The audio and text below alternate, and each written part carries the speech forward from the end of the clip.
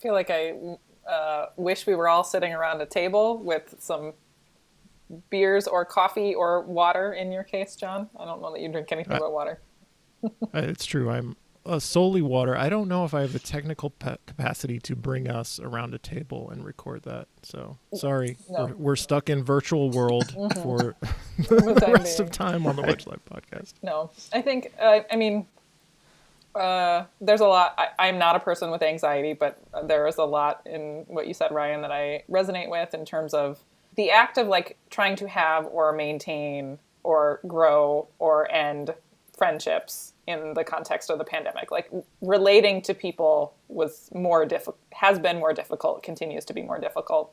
And I think there's this way in which the pandemic, for those of us who like really,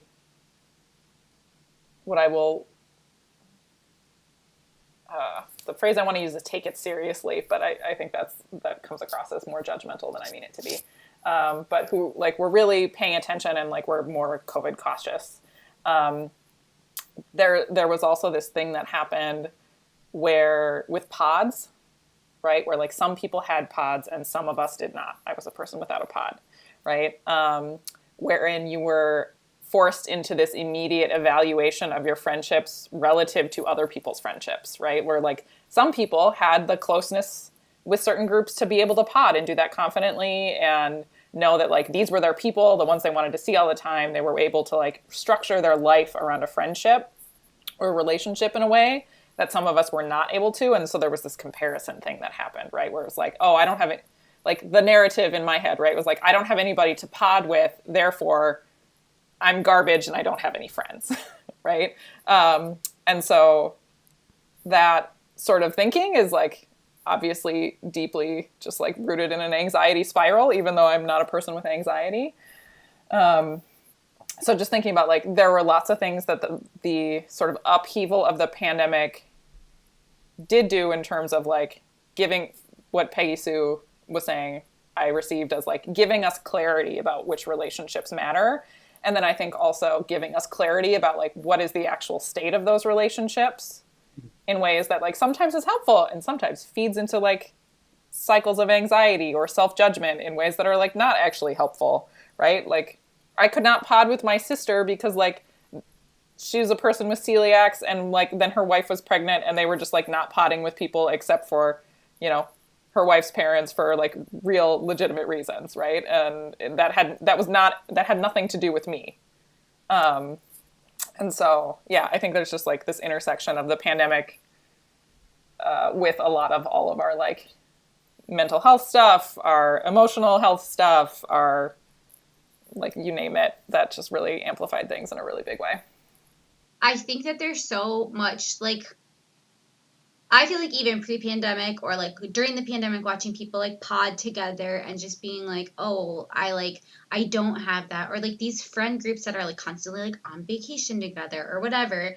And just feeling like, oh man, and this is coming from someone who has a friend group that we literally do everything together. Like it's so silly to be like, oh, I wish I had that. Like, cause it just looks like so cute on social media or whatever when it's like, that is so stupid. You have literally that and you're watching this still thinking that you don't have that. Mm-hmm.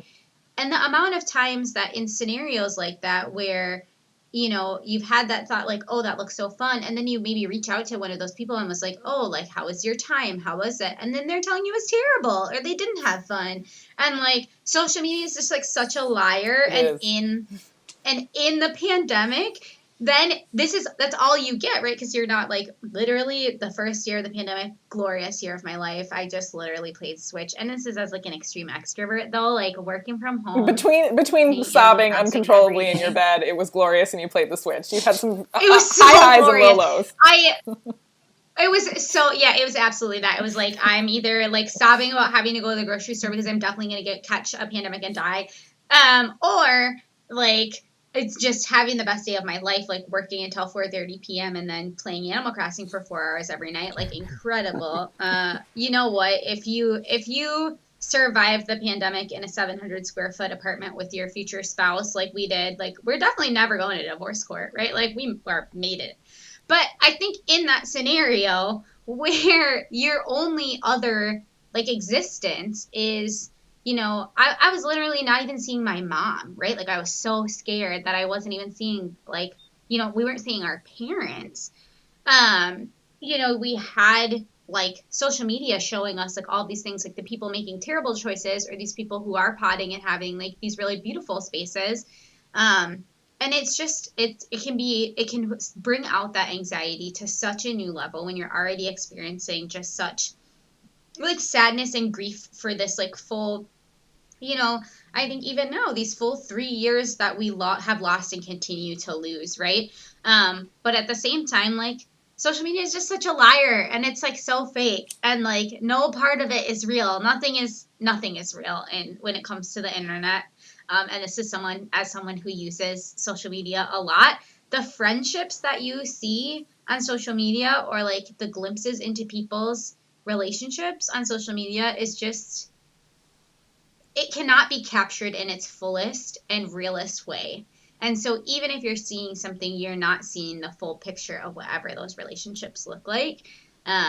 And I think that has been like an important lesson too in this, is just being like having those conversations where then I'm talking to someone and they're like, no, it's been terrible. Or during those pod periods of like, yeah, we had a pod, but then like so and so ruined it because then we realized they were going on trips or whatever. And it's like, I don't know. So to me, I think that that's also an important aspect of this. Like social media is fake. It's so fake. It's so incredibly a lie.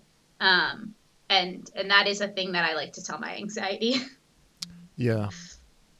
Not a single person invited me to be in their pod through the entire pandemic. So yeah, me neither. Shame on all of Me you neither. for not thinking of me, for not DMing me to be in your pod.